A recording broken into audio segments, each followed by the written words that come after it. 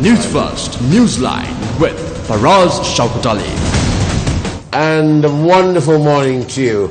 This is absolutely a splendid morning because this is Newsline, live as always from the Newsfirst studios in Dawson Street in Colombo, and broadcasting on TV1, a proud member of the Capital Maharaja Group. And on this wonderful day, this splendid day, we've got not one but two senior policemen on the show.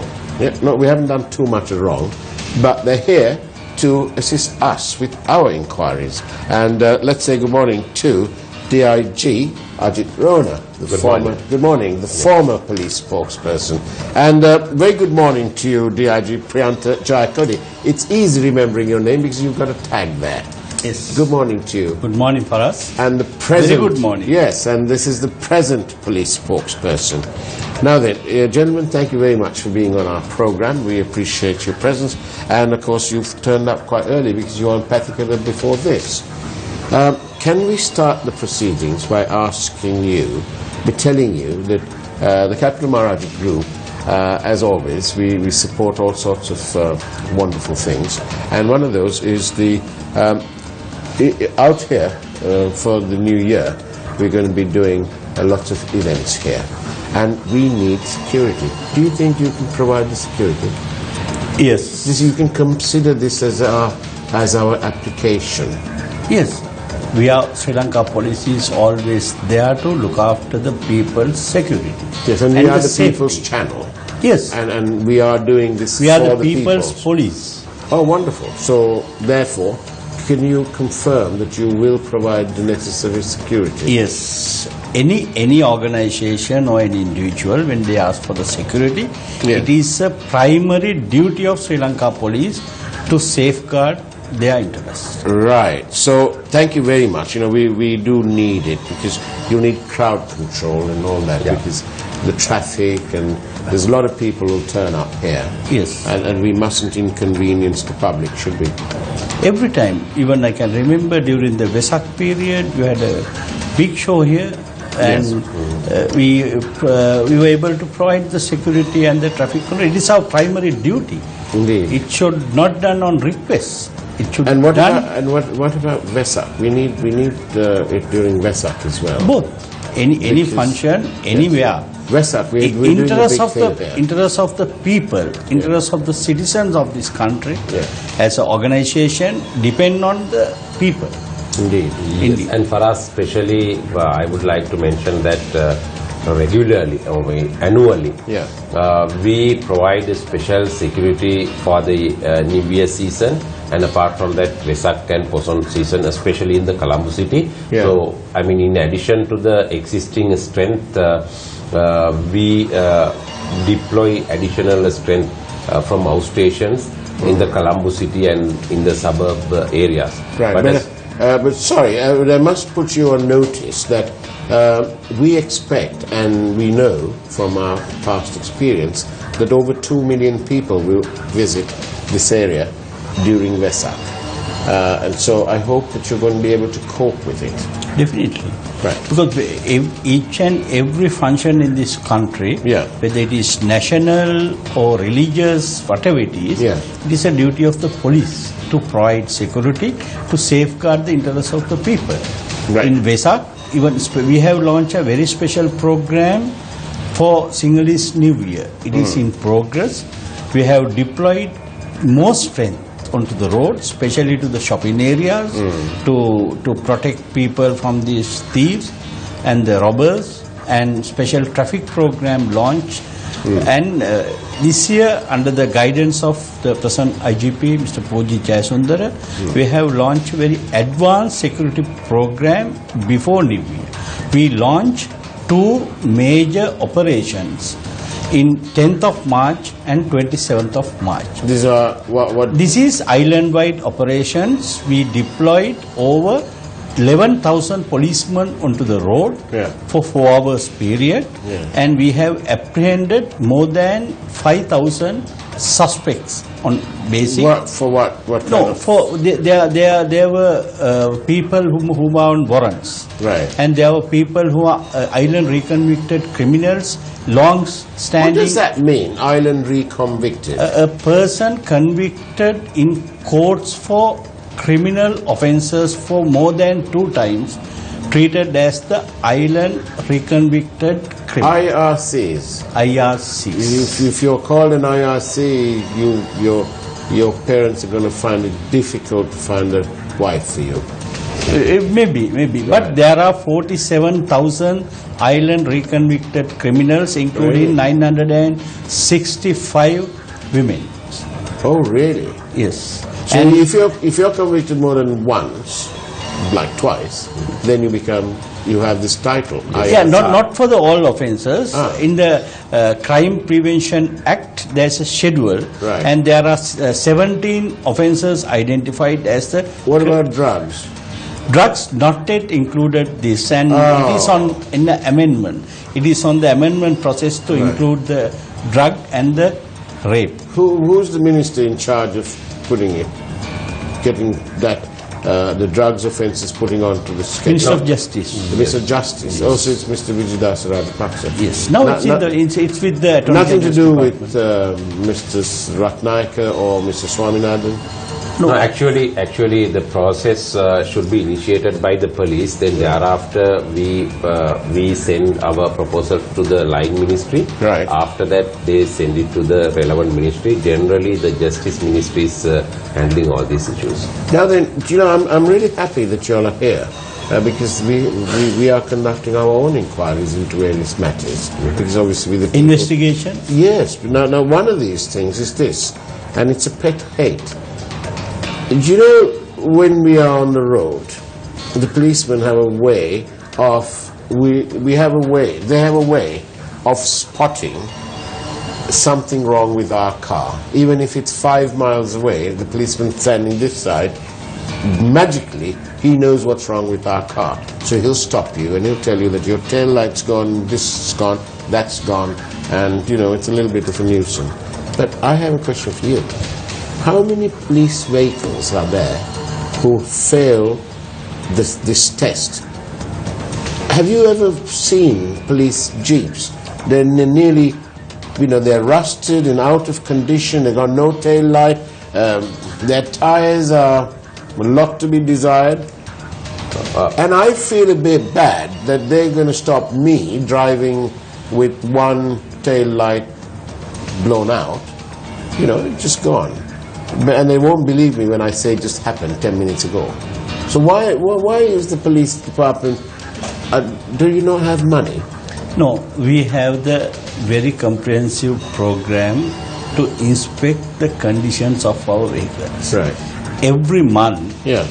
all police vehicles should be inspected by senior gazetted officer, Right. ASP, Yeah. and he have to find out all these defaults, and we'll have to repair and replace. But sometimes, because we are having the huge Big fleet of Yeah. vehicles as well as these motorcycles, But it's time to get rid of those. I accept there may be 1 or 2 instances where you get these corroded vehicles, Yeah. and especially we have to think everything on the comparative basis, and Yeah. sometimes maybe the lack of funds, sometimes maybe the lack of Priyantha, time. you're very nice philosophical man. Thank you for that explanation. But actually, the police deserve new vehicles, and there's no duty on them, is there? Like the parliamentarians get duty-free vehicles. So you're being a state department, you all don't have to pay all these duties. So I think you deserve the latest vehicles. Yes. We are in the process of purchasing latest vehicle, and our logistic department is taking action to purchase new vehicles, because now the Scorpio jeeps that has been Got it from the Indian credit line. credit line, Through but Indian 5 years have been completed. So now it's time to change it. Yes, we are in the process of change. But Do for us, you only all have thing, any performance cars?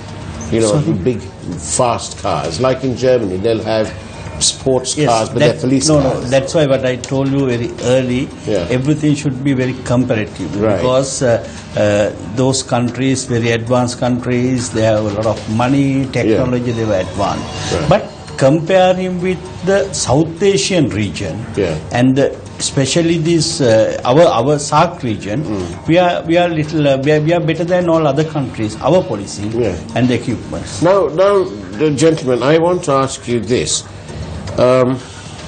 I've had to go to the police a few times for different things, but one of the things that strikes me is that technology and the police are a little bit at odds. Because why is it that everything needs to be written down? No. Well, why can't you type it? Yes.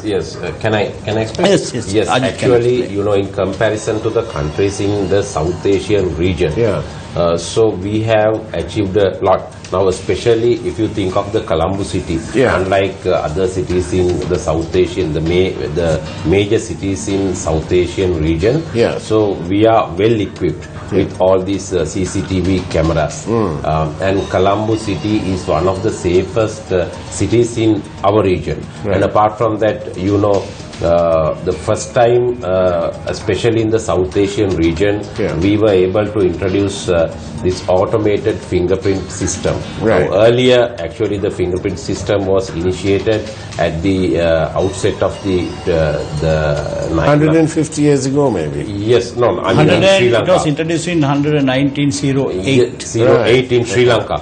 But you know, those days, I mean, till 2013 or 14, we use this manual system. Now, within now it's electronic. Yes, I mean automated fingerprint system. And apart from that, we have introduced all the police stations. Now they are electronically linked up with VPN, virtual personal network. So now once a suspect is arrested, so automatically within a period of 1 minute time, we have 472 police stations throughout the country. So the message is conveyed to them. The suspect is arrested, his description is this, and his age is... so you might even have a photograph. Photograph, everything. So on one hand, we are able to identify the suspect, whether he is connected with an offense or if he's a convicted person. All these things we can get. But on the other hand,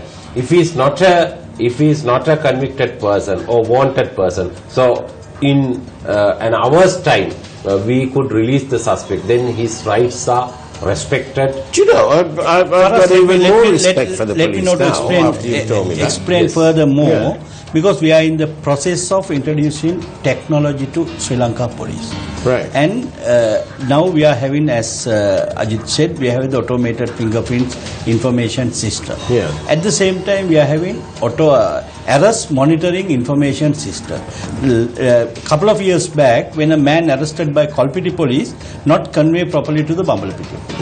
Now all police station, entire police station, 478 police station for in one network. And when the person arrested in Point Pedro, immediately it comes to our database, and all the necessary details about any person wanted. He may be an island reconvicted criminal, he may be a wanted person for any crime, he may be a deserter from Triforces, and all these wanted details are packed with this database, and it automatically shows within a couple of seconds. And we have introduced this technology. Then the automated system.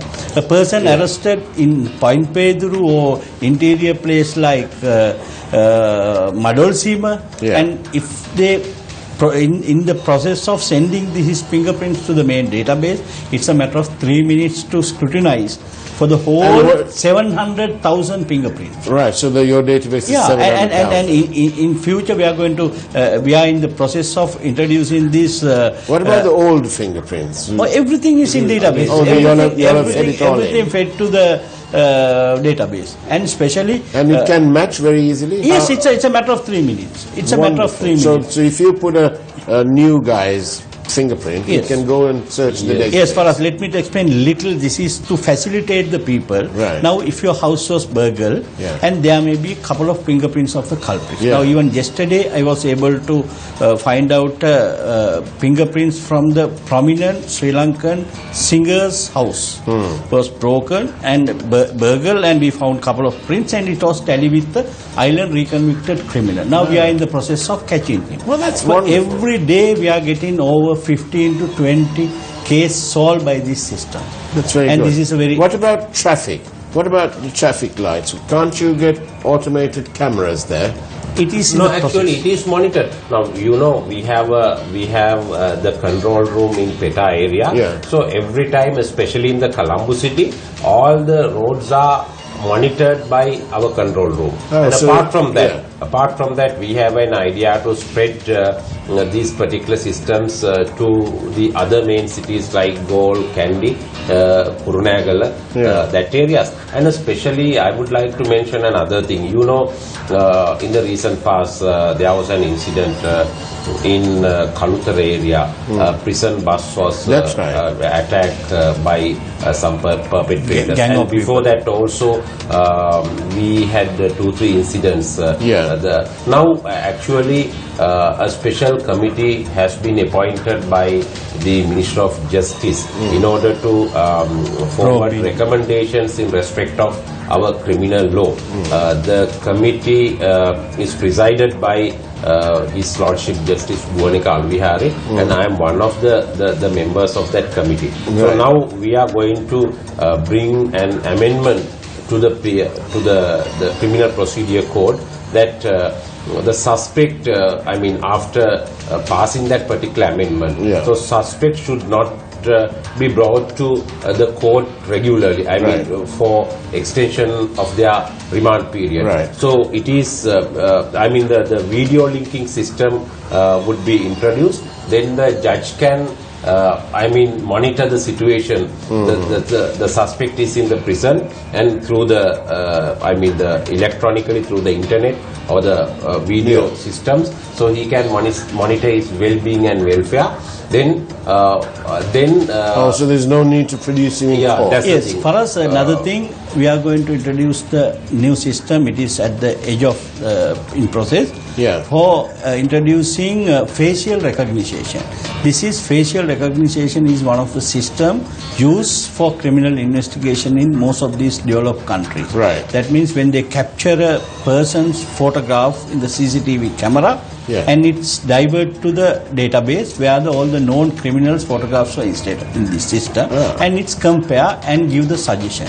It is something like introducing this fingerprint system. It is very similar, but it's called the facial recognition. And as a Sri Lanka police, now we are in the process. We are on the latter part of this program. That's very good. And that will be very good. And apart from that, automated number plate identification system is also being introduced. Actually, now we have 3 cameras. So automatically, sometimes all the vehicles that are entering Colombo, yes, it is monitored. So if something happens, so we can trace the number, and we are going to spread that system. So that means this at the moment my information is that you deploy around 300-400 personnel to monitor the traffic. Yes. So you can reduce that now. Yes, that's why under this. Not 300, 400. 3,000, 4,000 traffic cops at a time. Oh, really? They are on the road. At any one time? Yes, we can Under we these, can curtail that amount. Under this megapolis scheme, there will be a new traffic schemes introduced to the Colombo and suburb area, megapolis area, and this system under this scheme. There will be more than I feel that 1,500 closed circuits cameras, and it will be monitored the movements of the vehicle on 24 hours around the clock. And in this system, we will be able to reduce more traffic men on the road, especially during the night, because we can see a lot of traffic offences are committed during the night, speeding, dangerous driving, like that. And and this system will come within very few years time under the mega police. And during the last budget, government allocated 500 million rupees for development of Sri Lanka police networking system, but to introduce the new technology, because most of these developed countries, they use this technology to combat crime, and it is well advanced, and it's a very correct system, and we are happy to say that under the guidance of the present IGP, Mr. Pujit Jayasundara, and we are going to introduce very much new technology to the Sri Lanka police to curb crime. Good. Now, gentlemen, you've been very open and outspoken about the questions that I've raised, and thank you. Now I'm going to ask you a tough one. What about police brutality? Yes, I mean today in the Sinhala program also we discussed this thing, some of the editorials. Yes, of the Daily News. Daily That's News, the government. Our stand is we are totally condemning the brutality. Yeah. As organization. We actually, generally we need to eradicate torture from our organization. Yeah. We have 472 police stations throughout the country. Yeah. Priyantha and I, on the instructions of Inspector General of Police, we summon all officers in charge of police stations to Colombo, and all SSP divisions, ASP in charge of that respective areas to Colombo, and we conducted four workshops, and we stressed them that police should not practice torture.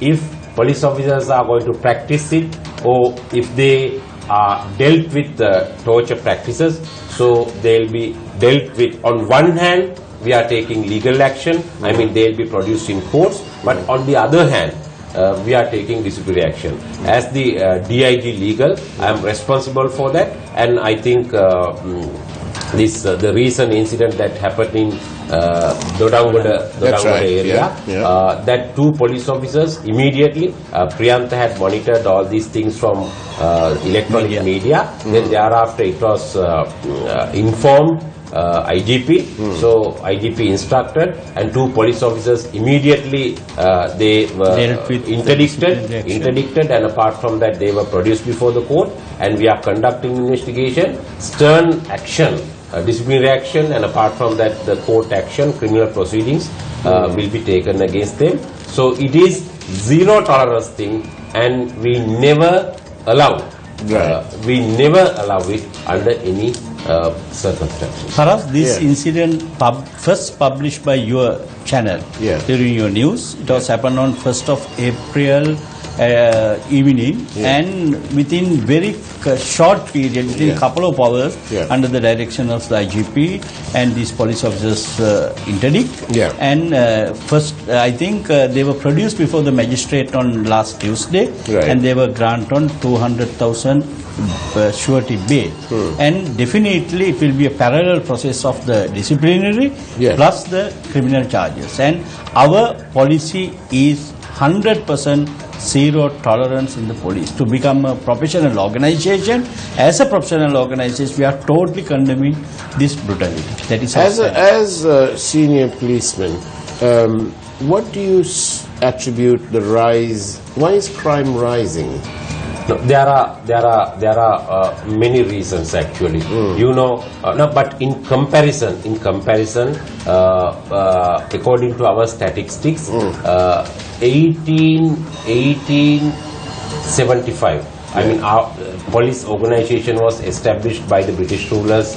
Formally established in 1866. So, according to the statistics of 1875, annual grave crime growth.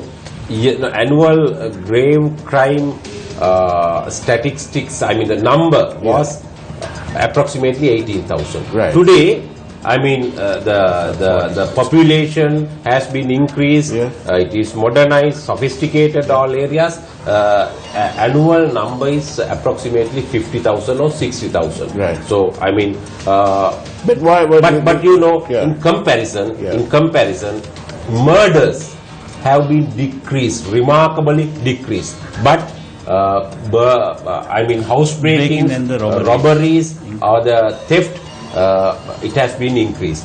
The reason, what do you attribute that to? Yes. Faraz, let me to explain this. Comparing with the year 2015 and the 16, we were able to increase the investigation solve crime rate up to 70. 70% solving rate is a high achievement in our region. And especially now we are thinking more conviction. Right. Because under the guidance of Inspector General of Police, DIG Legal, Ajith is launching a very special program to increase the conviction rate. Right. And people will make so many questions, but what I can say is there is no big crime wave in this country. Is it? But the brutality of the crime has there increased. you go. Yes. Because you see, as now one incident happened in Kalutara, it's a totally a brutal incident. Is this after the war? This sort of brutality. Yes, because of the post-war scenario, there are so many weapons available, and the people's mentality changed because last whole 30 years they were. We've been exposed to this sordid crime. Yes. We have to take an approach into this scenario with the different psychological, increasing the law and imposing the practicing the law in the little advanced way, and the technology in so many ways. And I feel that we are planning to this, and we will be definitely achieve. And Jayaji, we have a question from Shamindra Ferdinando from the Island newspaper. He's asking you, have you been told by the government not to use the PTA? No, actually, no. But now we are in the process of formulating a new act that is called Counter-Terrorism Act. Instead of PTA, now we are going to introduce a CTA, Counter-Terrorism Act. As you know, now I mean this particular. What's the difference between the main proposal? Yes. I'm going to explain to you. Actually, this particular act was enacted in 1979. Approximately 40 years ago, it was enacted. But after that, you know, we have ratified several international covenants, conventions, and especially now, you know, in the modern world. Especially, we have ratified the Torture Convention. We have incorporated some provisions of ICCPR into the domestic law, and many conventions have been ratified. So, therefore, this particular, the new act, the proposed act CTA, contains the best practices. The universally best practices, norms, and apart from that, the provisions of international human rights documents. So that is the difference between the previous one PTA and the CTA. Yes. You know, gentlemen, thank you very much for having come on Newsline. And I want to say this to you, that it appears to me from what you've told us that the police department on the Sri Lanka police are on the right track.